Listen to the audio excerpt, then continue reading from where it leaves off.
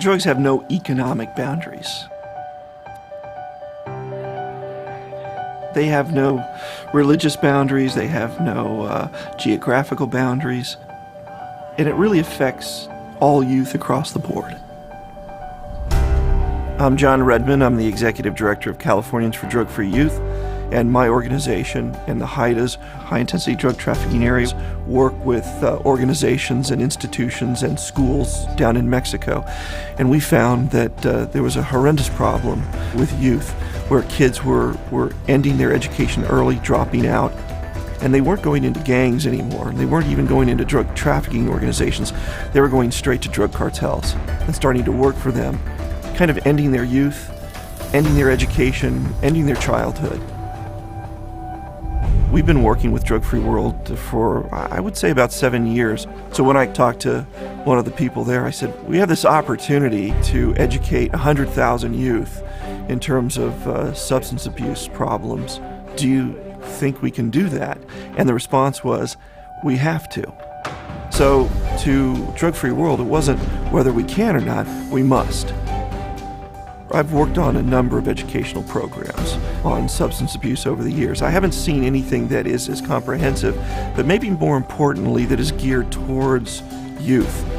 The curriculum, The Truth About Drugs, it presents it in a very visual way that captures the youth's attention. It started out in one school district and then started to grow and grow and grow, and then we had very quickly, within 6 months, practically every school district in Baja California that wanted to be involved. It's not only taught to the kids, but the teachers that have been taught how to teach the kids. And they have a connection to the parents within the community and other members of the community. We really have that mission of drug-free youth, safe and drug-free communities. That's our mission, that's our goal. And it falls right in line with the Foundation for a Drug-Free World. To Scientology, it's drug-free world, not drug-almost-free world. And it's that vision, that high level of attainment that is so important to me and so important to the world.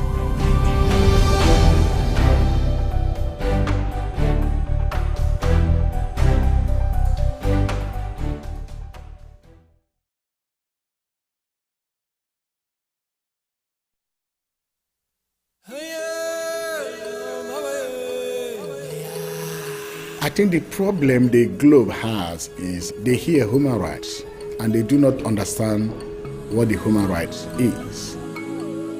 Most people do not even know their rights, why they are being violated, yet they say human rights. The laws have been enacted, but most of these laws have not been applied, not been implemented. I'm Bishop Dr. Chidebere Anelechi Obu. I'm the Executive President of IPAR Africa Network, Presiding Bishop of Dayspring Ministries International. We are in partnership with the Youth for Human Rights. Now from there we discovered the Church of Scientology. It was Scientology that opened doors for me or for my organization to be having human rights materials when I want to reach out to some ministers of the gospel or individuals or group of individuals. Give me a CDs, human rights booklets and everything. It's not about talking, it's about the implementation, the action. So, I call the Church of Scientology, the action church. They have great things that are giving results. I take those ones. We are bringing solutions to the world, changing mindsets, going beyond. So the days are gone when we just fold our hands and just sit and watch. Every one of us is involved. Every religion is involved. In schools, in organizations, in homes, they need to understand and they need to know the 30 human rights. When they know it and read it in their heart, in their mind, I tell you, the world will be at peace.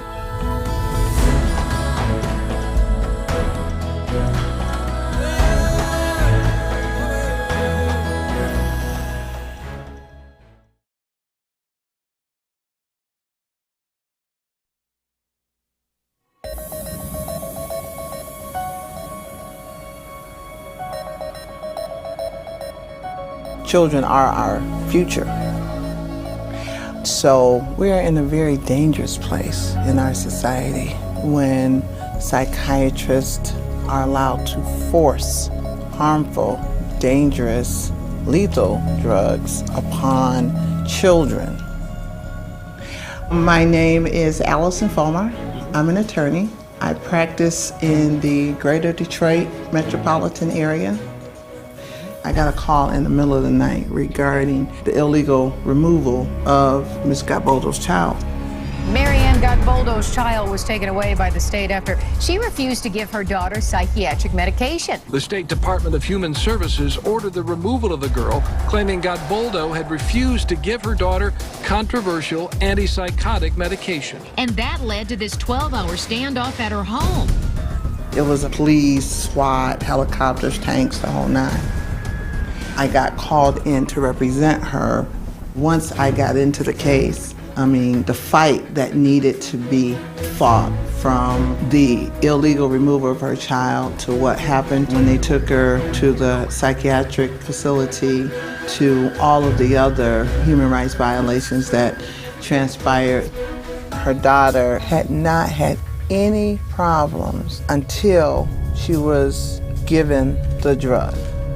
This was a drug that this mother had a right to take her child off of. It was harming her child, was killing her child. When I said that, I got calls from all over. But then I got a call from Real Help, CCHR. I certainly did not know the hazards of and the side effects of these drugs. And that's where CCHR came in. We had facts, we had statistics. I was educated on the drugs to know what the side effects are. They're not gonna tell you that. And CCHR didn't just drop the information, they were there. Because you don't just go into court and just start arguing. You need tools, you need information, you need experts. And CCHR stepped up truly. It was like they had our back. You're not gonna pick on us. We're gonna tell CCHR, and it's CCHR to the rescue. The judge ruled the order removing 12-year-old Ariana from her mother's home was unconstitutional. All criminal charges against Marianne Gatboldo have just been dismissed. Tonight, a mother and daughter are reunited. CCHR certainly has psychiatric abuse on the run. We're changing laws right now, so that families never have to experience what my client experienced, so that a family never has to be broken. And that's what the human rights is about. That's what the advocacy is about of CCHR. We need to continue to work with CCHR to eradicate the abuse, and not just in this country, but throughout the world.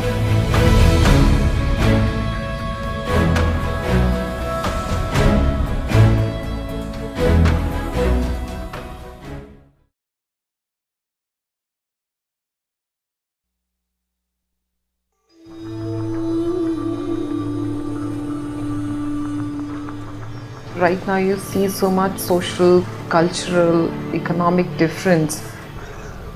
There is a hierarchy. What's missing is the moral fabric in the society, which is causing all the troubles, which is increasing the discontent in the society. I'm Suman Nalva. I'm Additional Deputy Commissioner of Police working in Union Territory Police Service of India. Being in the police structure, we encounter all kind of people, especially the antisocial ones, and the victims also who have been abused or who have been in difficult circumstances. When I went through The Way to Happiness, I really loved the precept. It's like how to take responsibility for your acts. When you watch it, when you see it, when you read it, when you imbibe it, you can feel it that that's a solution. I talked to the Scientology people and we wanted to do it for the whole of police organization. After this program, there has been a shift towards a positivity. It has brought a lot of emotions in them, and that has created a will to share it, and there's a passion. And then I thought, why not expand it? Now police taking it to the community. It's like a tree which is, flowering. So it's from one branch, you have 20 branches. They have seen it, they have observed, and they felt it is right. That's why they want to take it back to their families. So it's happening automatically. It's just an opening, that you have to give, and then everything happens on its own.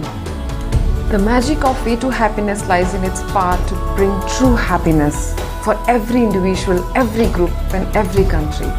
It brings a universal message that transcends all boundaries, irrespective of religious beliefs, irrespective of regionalism, irrespective of economic, social differences. It's a global phenomenon, creating a truly new beginning.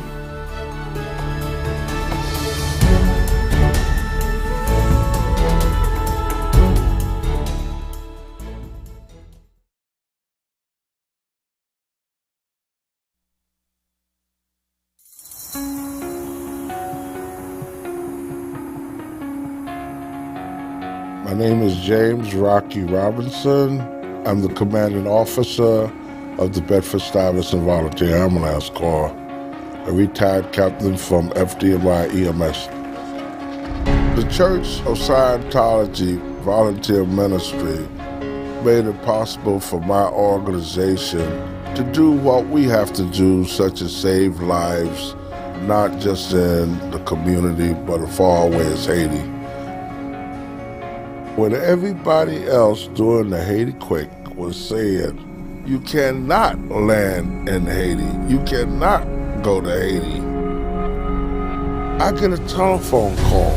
It was the Church of Scientology, volunteer ministers, and the voice on the other end says, I heard you guys are trying to get to Haiti. Take some of your people to Hangar 4 at JFK and look for the volunteer ministers and yellow jackets. We're gonna help you get to Haiti. And we landed in Port-au-Prince, delivered babies, set fractures, and treated thousands of patients together. There is no doubt in my mind that if it wasn't for some of the volunteer ministers being on the scene to assist our medical personnel, those patients would have died. The volunteer minister was walking the walk, not just talking the talk. They were there. And when the other people came, I'll tell you who they met. They met the guys in the yellow jackets. These guys could do anything. They bring hope to millions of people that otherwise wouldn't have any hope at all. They carry hope, they carry love, and they carry peace.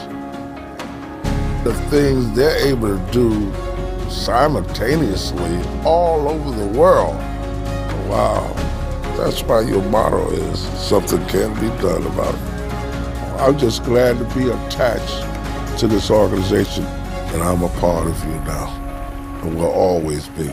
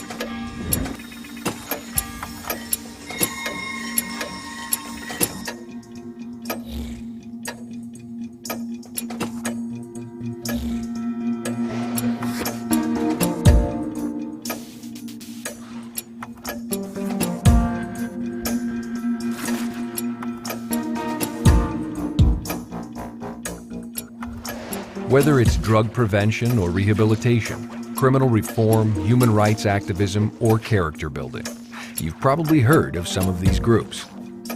And while they are each fully independent, what do they all have in common? This group. All of them are either founded, staffed, or otherwise supported by Scientologists. But look closer, and you'll also find Christians, Muslims, Jews, Hindus, Buddhists, Sikhs, and those with no religious affiliation. In fact, Some 60% of those active in these groups are from other faiths. Why? Because each of these humanitarian groups is non-denominational, non-profit, and non-discriminatory. They work with thousands of schools, governments, businesses, law enforcement agencies, and others in 150 countries. The driving purpose behind all these groups is simply to help. Last year, their members volunteered more than 4.8 million hours to their communities, tutoring kids, rehabilitating inmates, delivering drug education lectures, promoting human rights, and so on. They're recognized world over as some of the leading organizations in their respective fields. Why? The answer is in the numbers.